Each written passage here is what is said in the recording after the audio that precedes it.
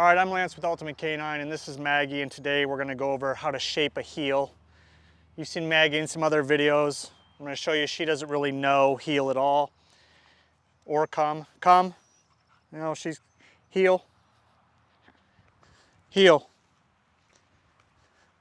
She's walking okay, but she's lagging behind. She's kind of warm, so. All right, so to start, I'm gonna show her some food, and then I'm gonna lure her into position. Maggie, good girl. Good. Now, if you have a dog with food drive, this is a lot easier. Good.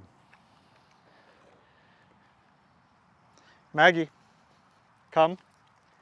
So when she gets out of position, I'm just gonna lure her back into position, and she just has to have enough hope that food's gonna come when she's in position.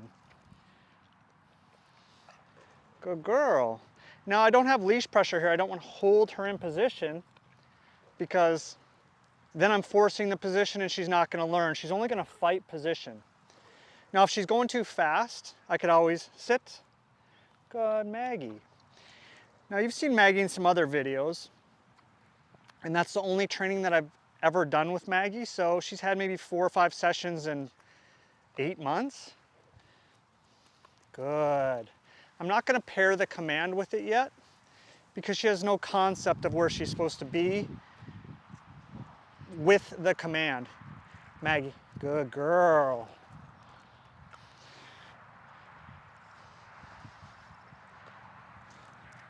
Good. So you see her here, she's kind of not sure if more rewards coming, looking around, gawking around. Maggie, heel. So I could start to put the command to it now if I want to. But you see she gets the food and tries to run away. Maggie, heel. I'm saying her name because she knows her name. So a common thing is she gets the reward and tries to move away. So I have to work on fixing that. I could hold her in place, but I'm just gonna keep going until she understands the concept of, if you're close to me right here, the reward will come. Good girl. Good.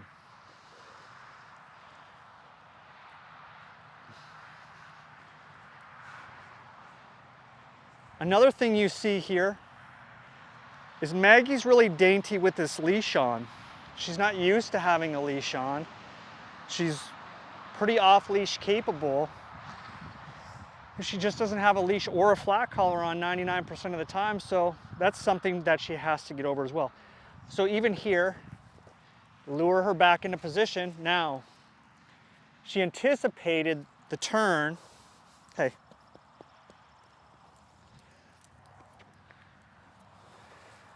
So I have to reward at the back end of the turn. Now, no matter what she does in this situation, I'm only gonna stop moving. I'm gonna try to feed her in motion, and I don't wanna stop moving. I don't wanna teach her reward means I'm stopping moving. Good girl. And this would take, depending on the dog and the amount of food drive they have, it would take a few sessions to get really good. And I'm gonna show you what this looks like when you're finished with it. Now she's walking nicely here. Heel. Good girl. So I paired the command and I rewarded. Now when I reward, you're not seeing me really reach for her.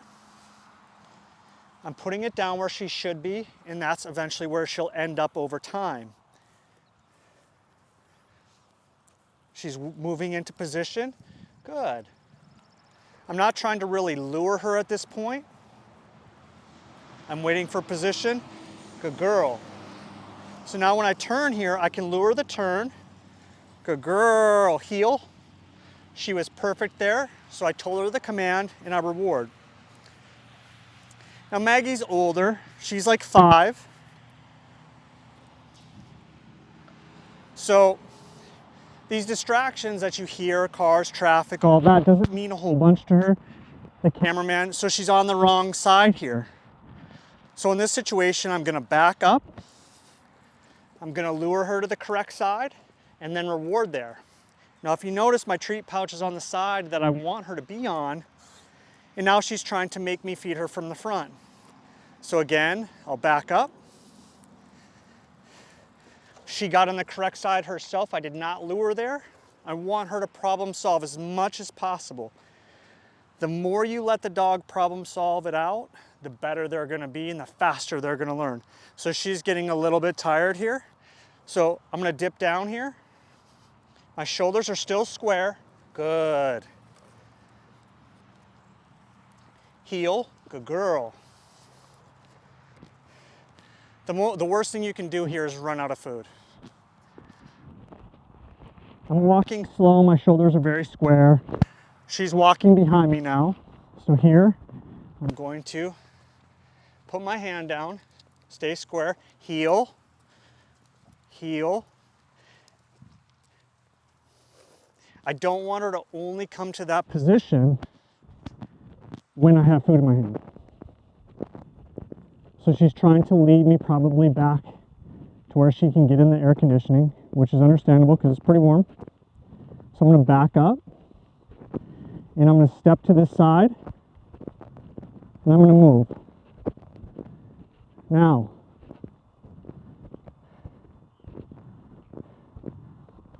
so this went from really good to not so good, right?